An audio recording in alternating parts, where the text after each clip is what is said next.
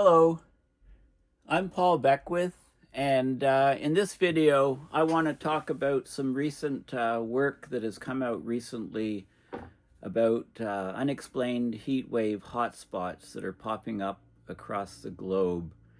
And, climate models generally, get the trends correct, but there are some hotspots, specific areas that are much, much hotter than normal, and temperatures warming the equivalent of about 0.5 degrees Celsius per decade, so much, much faster in these regions. And what's not said in the headline, but it's also happening, is there's some areas that are colder than the models would project. So there's associated peaks in temperature, drops in temperature that are not being captured by the models, which are basically getting the averages correct. So I'm going to talk about that, and of course it's related to JetStreams, no surprise there. So those are things I'm going to talk about.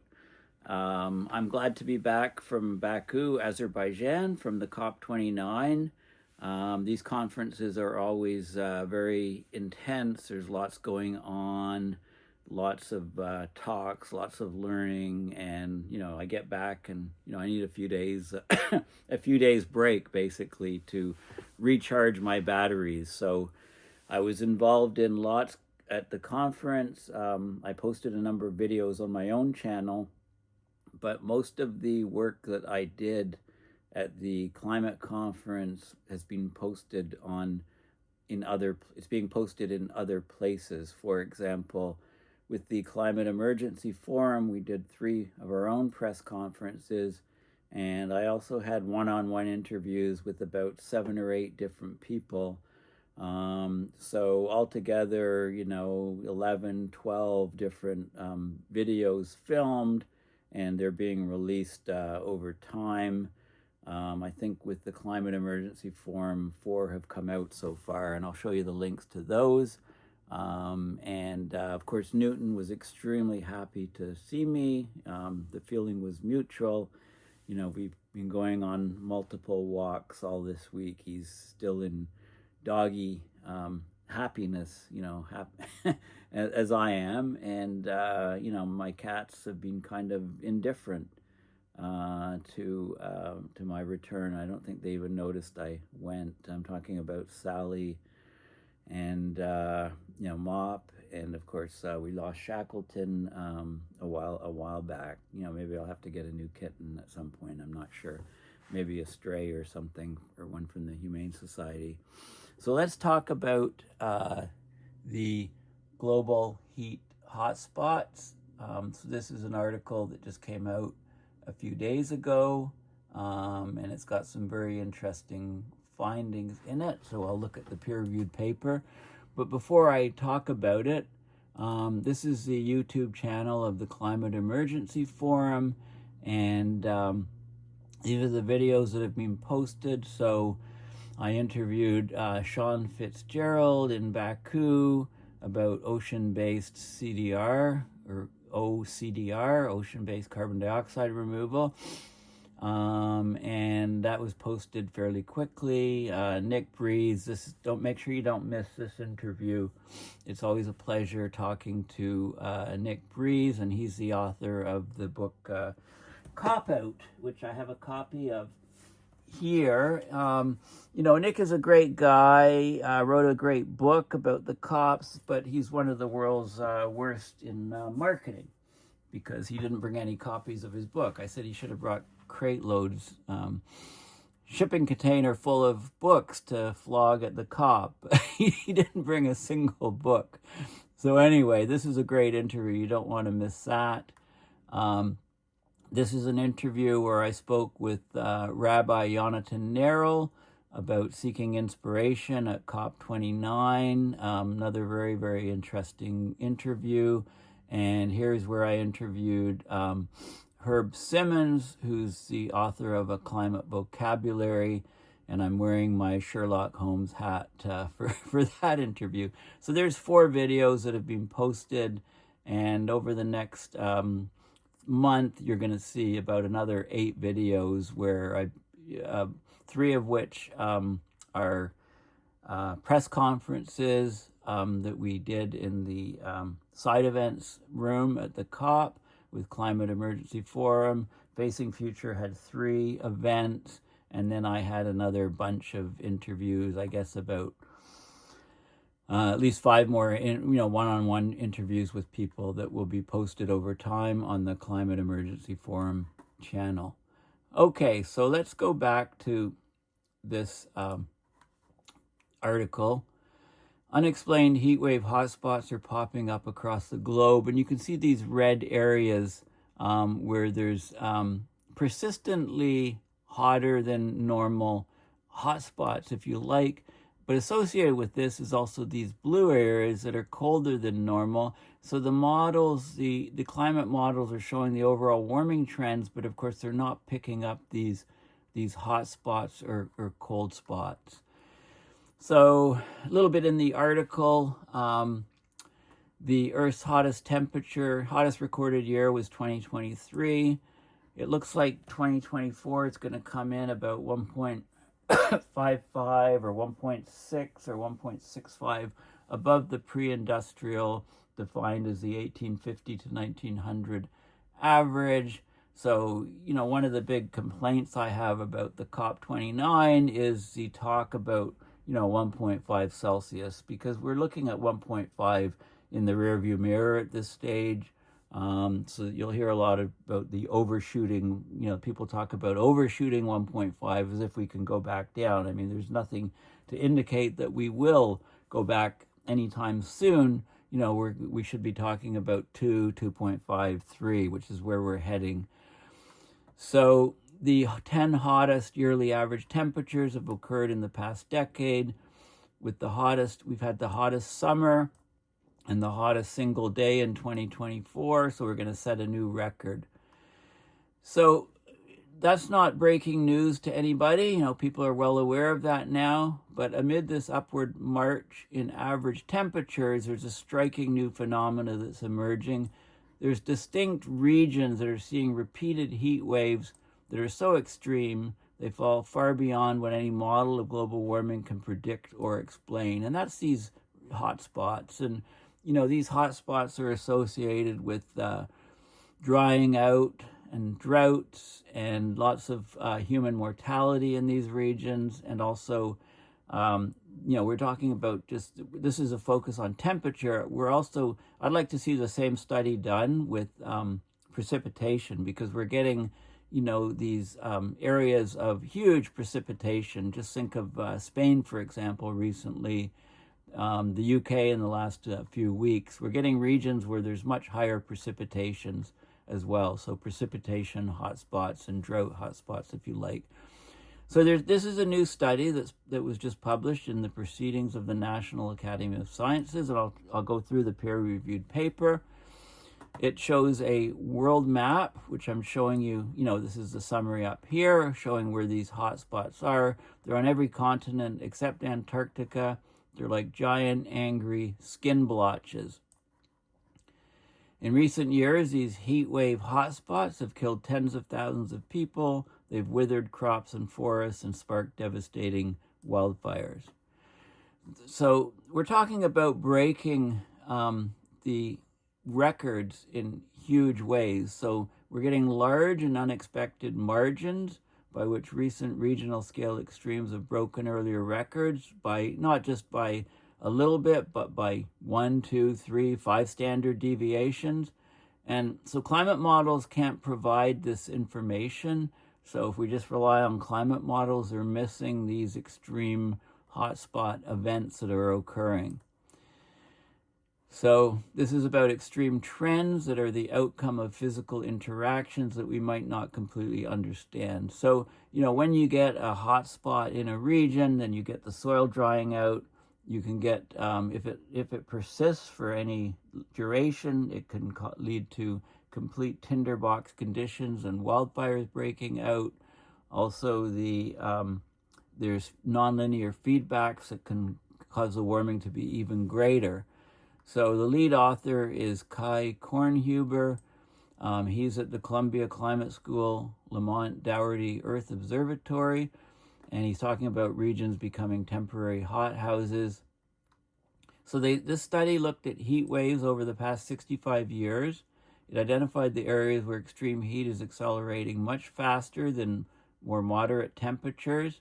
So these maximum temperatures that we're seeing are being repeatedly broken by outsized, sometimes astonishing amounts. So they give an example of it occurred in the U.S. Pacific Northwest and southwestern Canada, for example. It was a 9-day heat wave in June 2021.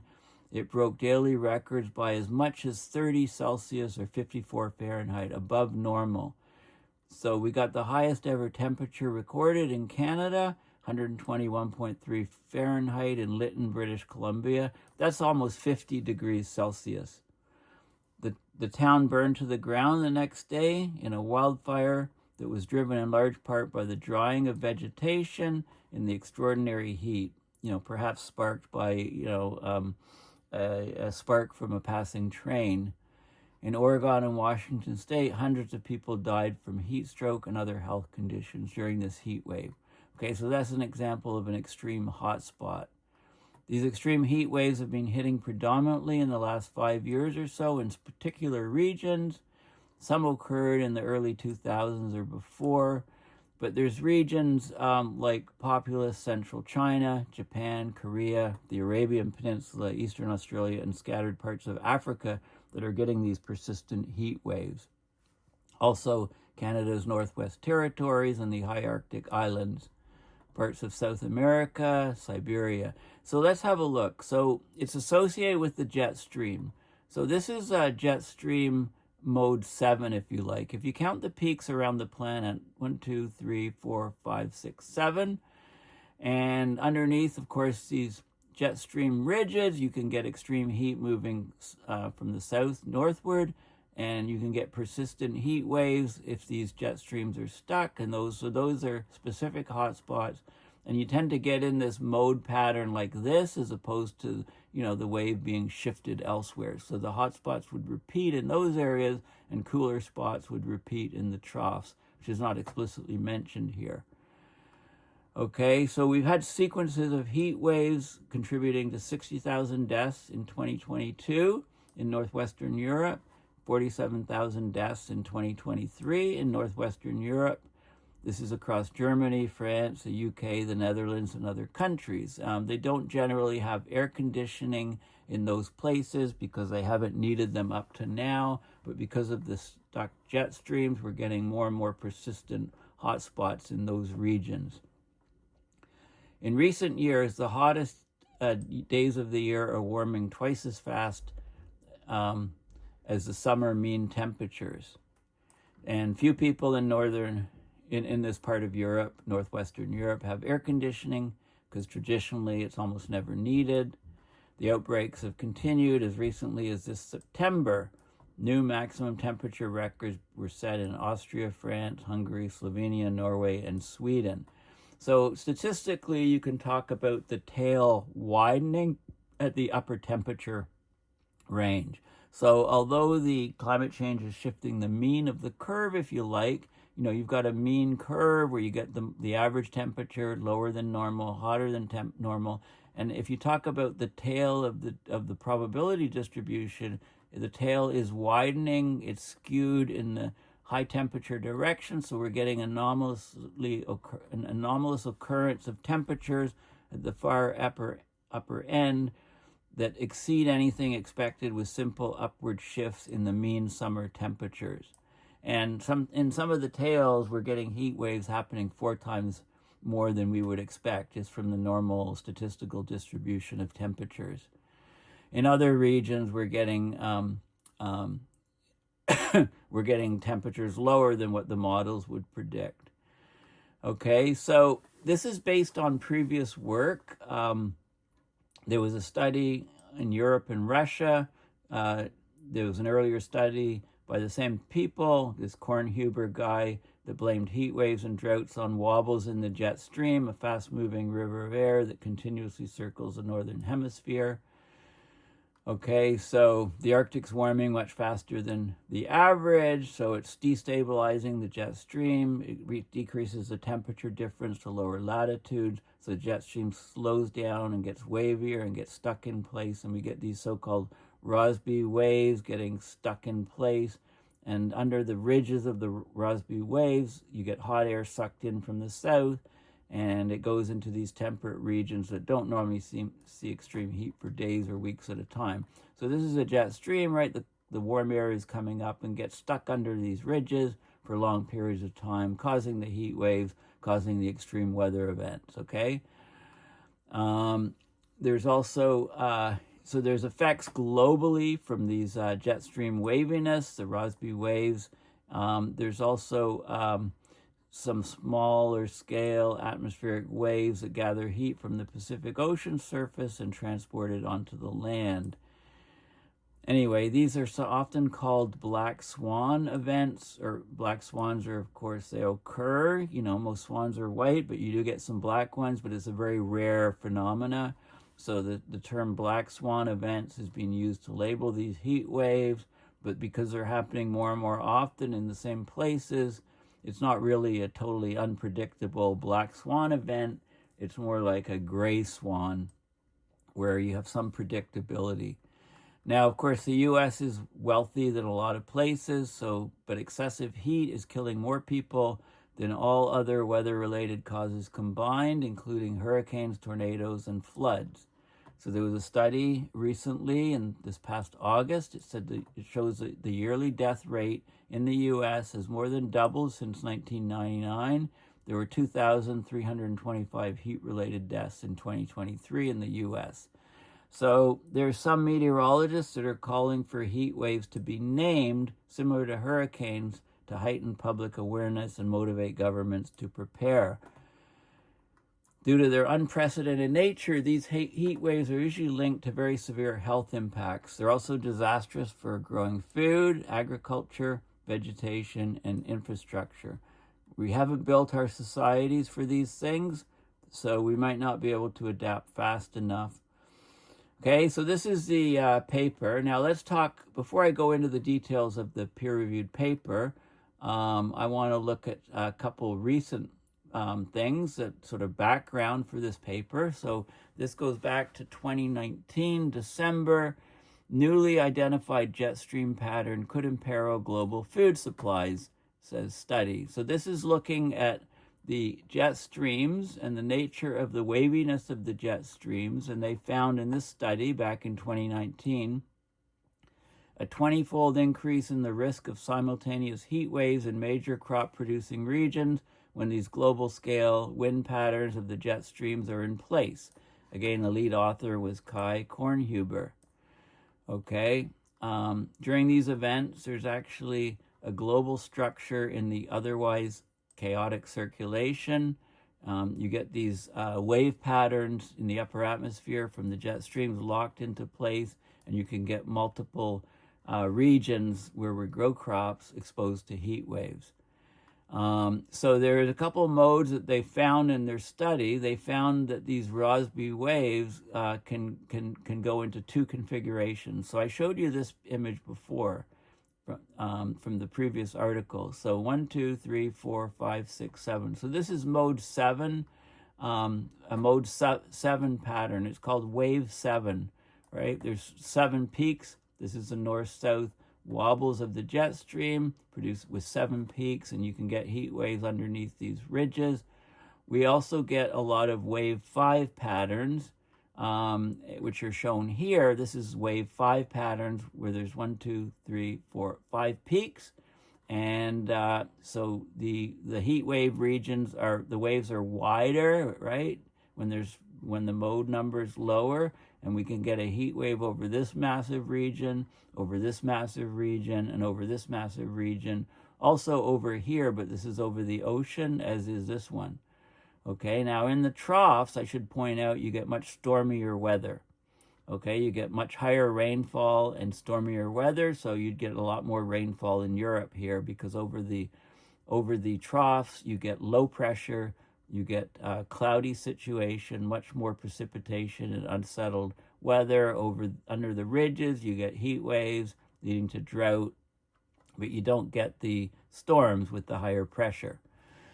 Okay, so this study is only looking at the Rossby waves' northern peaks, but the opposite extremes happen in the southerly troughs. Okay, so you can get a heat wave here associated with excessive rain over here in eastern North America. You can get a heat wave over Eastern Europe, Asia, and then excessive rainfall over Europe. So we're seeing this. So we had, for example, in 2010 there was a northern heat outbreak in Russia, and there was huge rainfall, storms, and flooding on the Indus River in Pakistan, displaced millions and destroyed crops. So with the heat waves are associated the extreme weather and extreme rainfall event. So this is based on a 2019 study. This is the peer-reviewed paper. This happens to be behind a paywall, but amplified Rossby waves enhance the risk of concurrent heat waves in major breadbasket regions. Okay, so this is a problem because you can get a simultaneous heat wave over many of the crop growing regions of the northern hemisphere. So the heat extremes increase by a factor of up to 20 for the most severe heat events. When you get a mode 5 or mode 7 wave regime, and that's been associated 2 or more weeks per summer spent in the mode 5 or mode 7 regime are associated with 4% reductions in crop production when averaged across the affected regions. There's regional decreases of up to 11%. So as climate change worsens, as the jet streams get more and more wavy, then we can expect the risk of global failures of crops across the northern hemisphere to increase. So this we're facing a risk of multiple simultaneous crop harvest failures. This would risk global food security. Okay, so that's the gist of this paper. And there was another study that came out a couple years later by the same characters showing the jet stream behavior leading to this record 2021 Western North American heat wave where we reached almost 50 Celsius in near Lytton, British Columbia, and the next day the town basically burned down. And there's a whole book published on it, which I haven't read yet, but I'll have to do that. So there were over 9 days from British Columbia through Washington and Oregon, the average regional temperatures were exceeded by 10 Celsius or 18 Fahrenheit, on some days in some locations by 30 Celsius or 54 Fahrenheit. So we set a record temperature in Canada of 121.3 Fahrenheit, 121.3 Fahrenheit. In Lytton, British Columbia, that's about 50 degrees Celsius. If you take 50 Celsius multiplied by 9/5, that gives you 90. Add 32, that's 122. So 50 degrees Celsius would be 122 Fahrenheit, so just under 50. And the entire town of Lytton, British Columbia burned down amid the uncontrollable wildfire. It was one of many sparked by the hot, dry weather. At least 1,400 people died across the region from heat-related causes, heat exhaustion, heat stroke, and other heat-related causes. Within weeks, scientists blamed the event's extremity largely on climate change. So a new study in the journal Nature Climate Change came out in 2022 that this is reporting on that showed the mechanisms for this temperature. And they called it a black swan event. But now we're seeing this happening more and more often, so it's more like a gray swan. This type of event was impossible in the 1950s. But atmospheric warming since then has moved the needle to about a 1 in 200 year event. It's still rare, but now feasible. That's going to be more like a 1 in 10 year event by 2050 if we continue warming at even at a moderate pace. Okay, so, and they talk about the jet stream and big waves in the jet stream and things getting stuck and so on. It refers back to the 2019 study and it talks about the connections of the jet streams to these highly nonlinear reactions. So there's this paper which I searched for, and it's also behind a paywall. It was published in 2022 about the 2021 North American heat wave that was amplified by climate change-driven nonlinear interactions. This is, of course, with the jet stream. The severity, it was a 5 sigma, 5 standard deviations heat event, off the charts. It was due to the slow and fast-moving components of the atmospheric circulation interacting, causing regional soil moisture deficiency, so it triggered the 5 sigma event. The severity was amplified about 40% by nonlinear interactions between the drivers, like land-atmosphere feedbacks, long-term warming, soil drying, and is projected to be a 10, it wouldn't have happened in the 50s. It's now a 1 in 200 year event, and it's going to be a 1 in 10 year event probably by 2050. That's the gist of this paper. Now, I do have this paper. This is the 4th version, I believe, of the preprint just before it was published, and it's got all the details of this North American heat wave, and I'm not going to go through them here, but it shows you the Pacific Northwest and the temperatures that were achieved, and the soil moisture was completely dried out in the region. And then this is the anomaly, the standard deviation in temperatures in this region. So during this heat wave, it was 5 standard deviations over 5 sigma. Very, very rare event.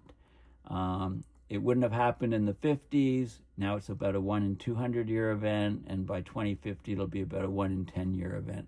This is the world that we're heading to as we continue to warm the climate. And there's lots of statistics and details on this, great details on this particular heat wave event. Now let's go to the peer-reviewed paper, and this is open access. Looping back to the original article here on the unexplained heatwave hotspots. So again, it's very much jet stream related, but there's specific areas because of the jet stream setting up in these mode patterns that repeat. Then you get these areas, these hotspot areas occurring on the planet. So let's have a look at where they are. Okay, so this is the paper that has just been published. So multiple recent record-shattering weather events raise the question about the adequacy of climate models to effectively predict and prepare for unprecedented climate impacts on human life, infrastructure, and ecosystems. So extreme heat in several regions globally is increasing significantly and faster in magnitude than what state-of-the-art climate models have predicted under present warming. Across all global land area, models underestimate positive trends. Now, so there's areas that are warming at greater than 0.5 Celsius per decade. It's causing a widening of the upper tail of the extreme surface temperature distributions by a factor of 4. Okay, so the upper tail is 4 times higher than we would expect. And then there's also, in the lower tail, there's also areas that are cooler than expected, okay? So let's have a look at this. So they're saying that the frequency and magnitude of extreme weather events that exceeded the margins of local and regional climatology by multiple standard deviation have caused substantial impacts on ecological and social systems and attracted much attention in the public and scientific domain. Okay, so they talk about record-shattering heat events, including the European and Russian heat waves of 2003, 2010, and 2018, Siberian heat wave of 2020, the 2021 heat wave in North America, Pacific Northwest, so that was in the US and Canada, that's the Lytton, BC fire, European heat waves of 2022, which contributed to 60,000 heat-related deaths, in 2023, which contributed, I think, to something like 46,000 deaths. Heat waves in the Amazon basin, in the southern hemisphere, South Africa, and so on. Now, they don't talk about the torrential rain events, but we could do the exact same study, I think, and they'll probably work on this, the same people, and then talk about the torrential rainfall, hotspots on the planet, because it's all due to the jet streams being fixed in place for extreme weather events, and that leads to the ridges under which we have heat waves, and in the troughs where we have lots of rainfall. So this shows some of the record-breaking heat waves. This is in North American west coast. So we have the June 29, 2021 temperature anomaly, almost 16 degrees Celsius, warmer than normal. It reached 50 Celsius. And, the hashed area is where records were broken. The extreme records were in this area. Lytton, BC happened to be in the wrong place in the climate casino and basically burned down. This is a European heat wave covering the UK and Western Europe, July 18, 2022, over 12 degrees Celsius warmer than normal, and a heat wave in the Amazon rainforest, between 5 and 6 degrees warmer than normal in 2023, fall of 2023. And this is the South African heat wave, 6 or 7 degrees temperature anomaly. Okay, and then they did the statistical study, and they show the observed trend in the temperature upper tail. This is data from 1958 to 2022, and you can see these areas that stick out as hotspots. So we've got Northern Europe is one that's pegged, a huge increase. And the data here is from 1960, roughly, late 50s to present day, all models and different models. And you can see, so Northwest Europe, hotspot here. Then the next one is Central China here. And you can see D is the southern part of South America. And E is the Arabian Peninsula hotspot, and F is southeastern Australia. And then we have G is Korea and Japan. Then we have the high Arctic, huge warming in the high Arctic. We have Northwest Canada, very strong warming. And they also show a couple spots. So North Africa, a cooling trend, and Northern Asia, Siberia, also a cooling trend. So it's interesting because the jet streams get configured in certain patterns, certain modes. You get this granularity. You don't get warming equally everywhere on the planet. You've got specific hot spots and other cooler spots. Okay, so that's the gist of this. It's just coming out from the jet stream changes. This shows you the averages that the models predict and the actual observations that you can see.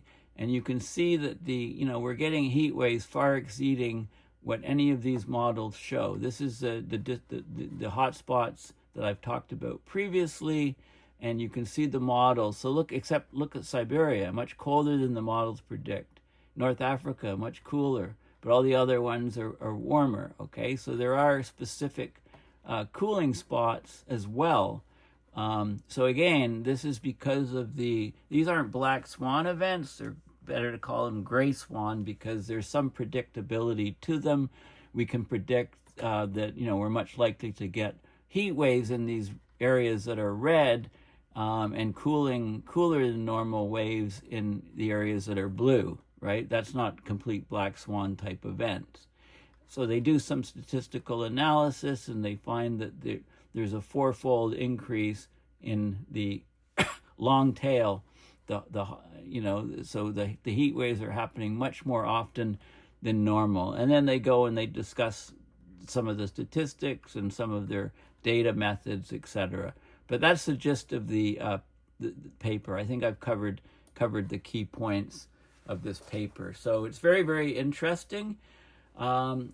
It's good for me to be back home and sitting in front of my desktop computer in my comfortable office, chatting to you about the latest and not so greatest peer-reviewed climate science. Thank you for your support, both on GoFundMe and my PayPal to help fund my trip to COP29 in Baku, Azerbaijan. And please consider going to my PayPal, going to my website, paulbeckwith.net, and donating to my PayPal to support my ongoing videos and further research. I'll get back into the normal swing of my videos on peer-reviewed science. And of course, people say, well, why did you go to the climate conference? And I guess there's one simple answer, and it's human interactions. It's face-to-face meetings with people. It's reestablishing friendships with people that are in my tribe, that are working on trying to figure out what's going on with climate change and climate solutions, etc., what we can do. It's very uplifting to see many of these people. And also, I had interactions. I had some very, fascinating dinners out in the community, and got to meet many of the local people, including some people, that work in the oil industry, to talk to them about climate change. And they're well aware, most people do have some care for the planet. They recognize we need a viable, sustainable planet to live on. So people are looking for solutions. We often tend to categorize people in boxes and say good, bad, whatever, depending on what they're doing. But once you get people in face-to-face meetings from all different, aspects and careers and jobs, etc., that is when you can make real progress. And I really think that there are some positive aspects. I mean, solar energy is growing in leaps and bounds. I think with the U.S. elections, of course, that was never far from people's thoughts, but people are just moving on, doing what they have to do. I think if the federal government will be dropping the ball in the U.S. on climate, but I think that will be picked up by states and by cities. And the solar energy juggernaut, including solar electricity generation, solar battery power storage, electric vehicles, those are unstoppable juggernauts. And if the U.S. chooses not to partake, then they're just going to be left behind. And in a few years, they're just going to be a backward, not really that important country on the global scale. That's my opinion of where things might be heading. So anyway, thank you for listening, and we'll chat soon. Lots of videos now in the work. I think my next one might be on the cryosphere. I've mentioned that there's all kinds of reports that come out just before and during COP. So I have loads and loads of material. So I could be doing videos every day or every other day for the next little while. So thanks again for listening. Please go to paulbeckwith.net and donate at PayPal to support my research and videos. Thanks again, and bye for now.